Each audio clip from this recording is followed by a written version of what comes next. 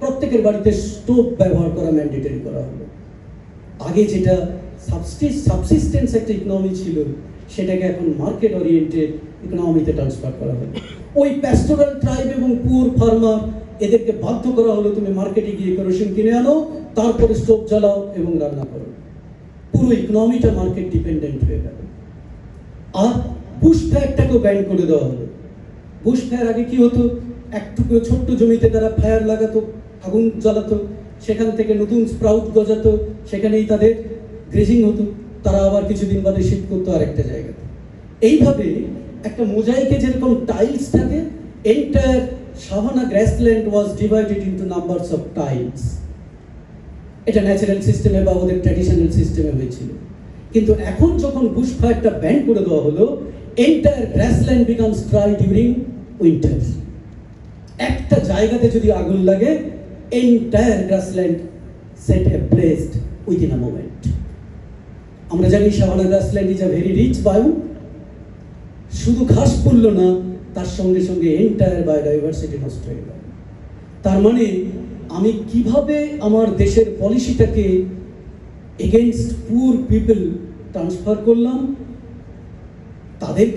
তারা তো ক্ষতিগ্রস্ত হলোই, সঙ্গে সঙ্গে এনভায়রনমেন্টটাও ক্ষতিগ্রস্ত হয়ে গেল। We have to understand what narratives we are developing. So here lies the justice issue, here lies the ethical issue. এবারে আমাদের বুঝতে হবে, এই যে মালিতে ডেজার্টিফিকেশন হচ্ছে, সেটা কি শুধু মালিতে হচ্ছে? Is it a local forcing? এর কারণটা কি? এটা কি লোকাল ফ্যাক্টরের জন্য রেসপন্সিবল, নাকি there is a global forcing? আমরা দেখি, এটা আমরা ট্রাইসেলুলার মডেল আমরা জানি, উইন্ড সার্কুলেশন মডেল, ইকুয়েটোরিয়াল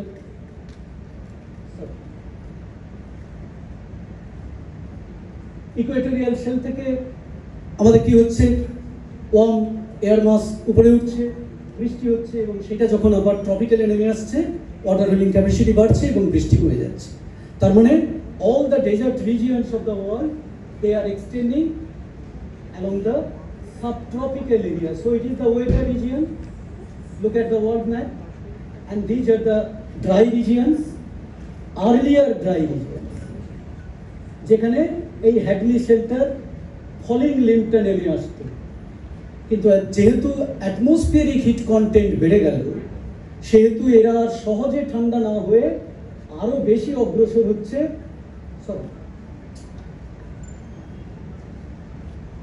আরো নর্থ এবং সাউথে বেশি করে চলে যাচ্ছে এই ফলিং লিম্পটা নাম।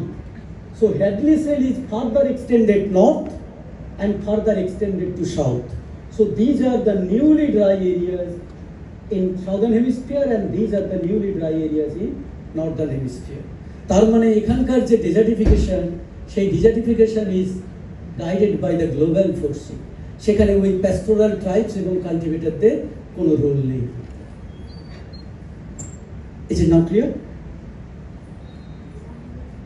এই হচ্ছে world rainfall pattern, and these are the water scarcity pattern. সেটা দেখুন যে নর্দার্ন হেমিস্ফিয়ার এবং সাউদার্ন হেমিস্ফিয়ারে কোন রিজিয়নগুলো এখন ওয়াটার স্কারসিটির মধ্যে আসছে। এবারে আমরা যদি দেখি যে এই ক্লাইমেট চেঞ্জ তো হচ্ছে, তার ইম্প্যাক্টটা কতটা ডিসপ্রপোর্শনেট, পৃথিবীর সব জায়গাতে সমানভাবে এর ইম্প্যাক্ট আসছে কিনা। এখন আমরা দেখব যে according to টুইক 1998, since 1971, 97% of all the deaths and 99% of all the affected people, they live in the poor and developing countries. So there is a difference in the global distribution of the impact. আর যেটা সবচেয়ে বেশি করে বুঝতে হবে, যে একটা বড় disaster, national disaster, সেটা আমার দেশের, গরিব দেশের ইকোনমির কতটা ক্ষতিগ্রস্ত করতে পারে। It may affect 15 to 40% of GDP, or the largest disaster in the rich country may affect less than 1% of their GDP. তার মানে who can recover first? ওই রিচ কান্ট্রি পরের বছরই রিকভার করে ফেলবে, কিন্তু পুয়ার কান্ট্রিজ রিকভারি করতে another 20, 30 or 40 years লাগবে। Okay? So here is the main cause for unequal or disproportionate distribution of impact between rich and poor countries. একটা স্টাডিতে দেখা গেছে, জার্মান বেসড একটা সংস্থা তারা স্টাডি করেছে যে 1997 থেকে 2016 এই সময়ে প্রায় মোর দেন 11,000 এক্সট্রিম ওয়েদার ইভেন্ট পৃথিবীব্যাপী হয়েছিল। তার ফলে মনিটারি লস হয়েছে 3.16 ট্রিলিয়ন ইউএস ডলার, এটা সারা পৃথিবীর ক্ষেত্রে। আর country wise China ranks first, followed by India and Pakistan. Okay, এবারে যদি আমরা ওয়াটার স্কারসিটিটাকে একটা কেস স্টাডিজ হিসেবে দেখি, তাহলে দেখব যে presently 3.3 to 3.6 billion people live in acute water scarcity conditions, and they are mainly living Africa, Asia, Central and South America. Look at this picture, the recent drought at Kenya. Millions of cattle were dead. Okay? Look at this report of Cyprus. Where is Cyprus located? Cyprus location ta kothay? Within Mediterranean Sea. Nobody could imagine that an island country can face such a intense water scarcity for a long time. Since 1970, this water scarcity is continuing, according to BBC report. South Africa, and what about India? 54% of India is facing a water scarcity. Look at this picture.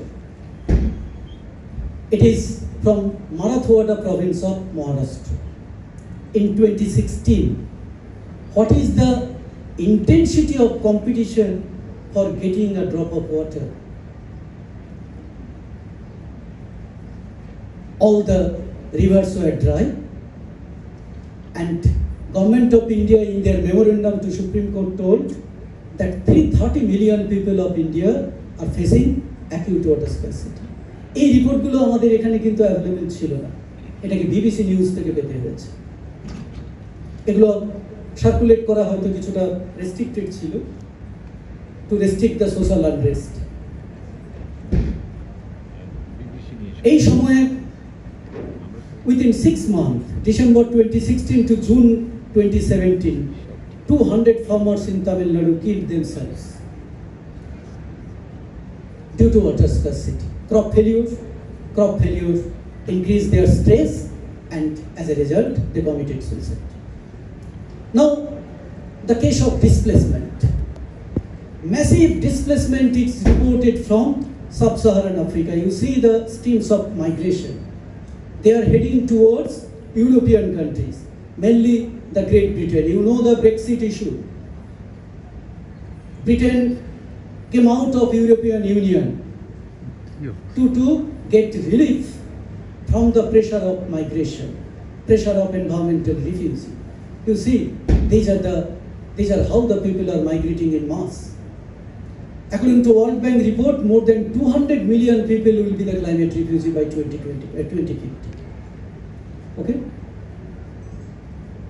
Now, question arises, how the poor and developing countries going to be affected more in near future because of climate initiatives, difference in the climate initiatives.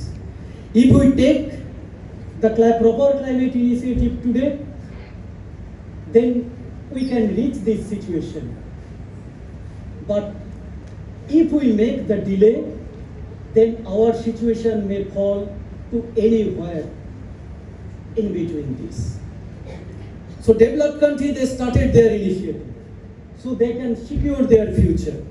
But developing and poor countries who don't have any resource, don't have any capital to take the proper climate initiatives, they may shift to any of these situations. So in near future, gap between poor and rich country will increase due to this climate forcing. So they need the capital assistance. From where they will get? I'm coming. Now come the intergenerational disproportionate impact. I will end within 5 minutes, 3 to 4 minutes. Okay. Intergeneration disproportionate impact. আমরা climate নিয়ে বক্তৃতা দিচ্ছি, যারা আমরা grey hair people সামনের দিকে যারা বসে আছি, তারা কোথায় অবস্থিত? তাদের জোনটা হচ্ছে they born around 1950. They are 70 years old by 2020. তাদেরকে আর বড় জোর 10 বছর বা 20 বছর এই উত্তপ্ত পৃথিবীতে থাকতে হবে। আর যাদের বয়স 1980-তে যারা জন্মেছে, তাদের বয়স 70 বছর হবে কবে? 2050-তে। আর যারা আজকের জন্মাচ্ছে 2020-তে যারা জন্মাচ্ছে, এন্টায়ার লাইফটা তাদেরকে এই উত্তপ্ত পৃথিবীতে থাকতে হবে। Now question arises, how far they are responsible for climate change. তারা কি কোনোভাবে ক্লাইমেট চেঞ্জের জন্য responsible? No. Who are responsible? We the grey hair people, we are responsible for climate change. এবারে তোমরা আমাদেরকে কোশ্চেন করতে পারো, what you did and what you left for us and what you did in your lifetime. So it is what is the slogan of younger generation. এই স্লোগানটা UNDP website থেকে পাওয়া। It's a very catchy slogan. কি বলছে তারা? Younger generation বলছে, you will die of old age. আপনার বয়স হলে আপনি মরবেন। We will die of climate change. কিন্তু আমরা মরব ক্লাইমেট চেঞ্জ। কেন? ওয়ার্ল্ড হেলথ অর্গানাইজেশন কি বলছে? 88% of the global climate change burden will be on children. They are up to 11 times more at risk of dying from waterborne diseases. And children under 14 years of age are 44% more likely to die from environmental factors. এখনই আমাদেরকে কিন্তু এই বিষয় নিয়ে ভাবতে হবে। This is the time for action. ওই যে ছবিটা দেখালাম, এখনই যদি আপনি ইনিশিয়েটিভ নেন, তাহলে আপনি একটা স্যাটিসফাইড জায়গাতে পৌঁছতে পারবেন। আর যত দিন যাবে, আপনি বাস স্ট্যান্ডে পৌঁছবেন, বাসটা বেরিয়ে গেছে, সেই বাস আর আপনি ধরতে পারবেন না। Every moment opportunity is getting missed. আপনাকে এখনই অপরচুনিটিটাকে ধরতে হবে। Okay? Schooling affected by climate change. এবারে যদি আসি, আমার সামনে যারা বসে আছেন, আমি যদি খুব ভুল না করি, মোর দেন 70% হচ্ছে আমাদের উইমেন মেম্বার্স। এই ছবিটা দেখুন, যদি ক্লাইমেট চেঞ্জ এফেক্ট করে আপনার এলাকাতে, who'll effect more? The women, because they are interested for collecting fodder, fuel, water to run the livelihood. এই ছবিটা থেকে কি বোঝা যায়? যে they are bringing water from long distance. কি করে বুঝলেন? কারণ প্রত্যেকটা গাড়ির পেছনে দুজন করে আছে। One is pushing, another is taking rest. আবার ওই জবটা কি হবে? ইন্টারচেঞ্জ হবে, অল্টার্ড হবে। ভেহিকেলগুলোর কনস্ট্রাকশন দেখুন, they know this problem will not be solved immediately. সেই জন্য তারা শক্তপোক্ত গাড়ি তৈরি করেছে। ওকে? এটা তামিলনাড়ুর ছবি। So water scarcity will affect women more. Sorry, I have to shift.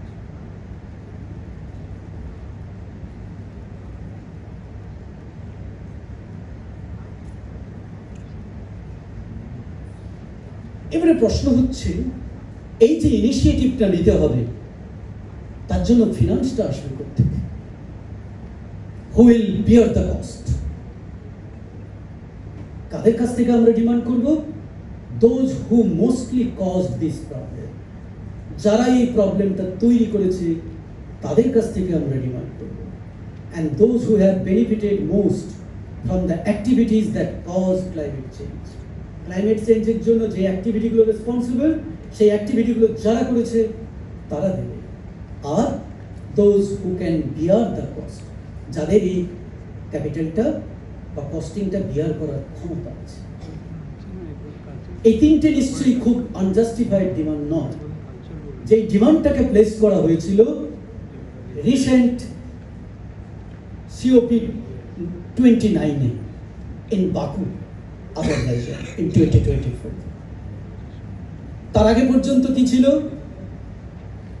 2009 যে এগ্রিমেন্ট হয়েছিল তাতে বলা হয়েছিল, কোপেনহেগেনে, তাতে বলা হয়েছিল যে এই ক্লাইমেট ফিনান্সিংটা করবে রিচ কান্ট্রিজ। কিন্তু এখানে ফিনান্সিংয়ের অ্যামাউন্টটা বাড়িয়ে দেওয়া হলো, $100 বিলিয়ন থেকে $330 বিলিয়ন করা হলো, কিন্তু সঙ্গে সঙ্গে বলা হলো it is the collective responsibility. শুধু রিচ কান্ট্রির রেসপন্সিবিলিটি নয়, সঙ্গে সঙ্গে এটাকে কালেকটিভ রেসপন্সিবিলিটি বলে দেওয়া হলো। তার মানে you are also responsible to finance also. খুব সুন্দরভাবে সবার মধ্যে এই রেসপন্সিবিলিটি ডিস্ট্রিবিউট করে দেওয়া হয়েছে। এটা নিয়ে আমাদের চলতে হবে 2035 পর্যন্ত, কারণ 2035 পর্যন্ত এটাকে বলবৎ করা হয়েছে। ওকে, তাহলে with this how we can conclude? Unprecedented global warming, it is on record. There is no debate at all whether climate change is actually occurring or not. Drought, water scarcity, desertification, displacement, এটা সবটাই is on set, এটা set হয়ে গেছে। এটা আমাদের কাছে ভীষণ পরিষ্কার, এবং কিছু কিছু জায়গাতে এটা অনেক বেশি হার্স বাকি জায়গাগুলোর চাইতে। And these sufferers are not at all responsible for climate change. And there is disproportionate distribution of climate change impacts. আর এই পোর্শনটা আমি স্কিপ করলাম। প্রেজেন্ট ম্যানেজমেন্ট সিস্টেম কি করে ওদের সাফারিংসটাকে আরো বেশি বাড়িয়ে দিচ্ছে। একটা এক্সাম্পল শুধু দিয়েছি আমি, মালির যে ডেজার্টিফিকেশন মেজার্স, সেই একটা এক্সাম্পল দিয়েছি। এরকম অনেক এক্সাম্পল আছে, অনেকগুলো এক্সাম্পল আমার এখানে ছিল, আমি সেটাকে স্কিপ করলাম for the sake of food. আর কি আমরা এই জায়গাটাতে কেন বারে বারে গরিব মানুষগুলো বা তাদেরকে এভিক্ট করে আমরা ডেভেলপমেন্টের কথা ভাবি? আমরা একটা জায়গাতে ভুল করি। যখন আমরা এনভায়রনমেন্ট নিয়ে ভাবি তখন আমরা হার্ডকোর এনভায়রনমেন্টালিস্ট, শুধু আমরা এনভায়রনমেন্টটাকেই দেখতে পাই আর কিছু দেখি না। যখন আমরা ইকোনমিক্স নিয়ে কথা বলি তখন শুধু ইকোনমিটাই দেখি, সেখানে মিনারেল রিসোর্স যেভাবেই হোক উত্তোলন করতেই হবে, এনভায়রনমেন্টের যাই হোক না কেন। মাইনিং করতেই হবে, স্যান্ড মাইনিং করতে হবে for the sake of development, এনভায়রনমেন্টের যাই হোক না কেন। তাহলে আমরা শুধু ইকোনমিটাই ভাবি, কিন্তু আমাদেরকে সবটাকে একসঙ্গে যদি ভাবি, তিনটে pillar of development, environment, economy and society. Societal need, economic development, সেটাকেও আমরা অস্বীকার করতে পারবো না, আর এনভায়রনমেন্টটাকেও আমরা অস্বীকার করতে পারবো না। তিনটেকে মাথায় রেখেই যদি আমরা কোনো প্ল্যানিং নিই তাহলে that planning will be sustainable. With this thank you very much. এবং খুব কমফোর্ট ফিল করতাম যদি আমি তোমাদের ওখানে গিয়ে বসতাম। এটা প্রকৃতপক্ষে আমার পক্ষে একটা ডিসকমফোর্টেবল সিচুয়েশন হলো, কারণ আমি যেই কলেজে এসে শিখেছি শুধু ওইখানে বসে দেখেছি, সেখানে আমার রোলটা একটু বদলে গেল। Anyway, thank you for bearing with me.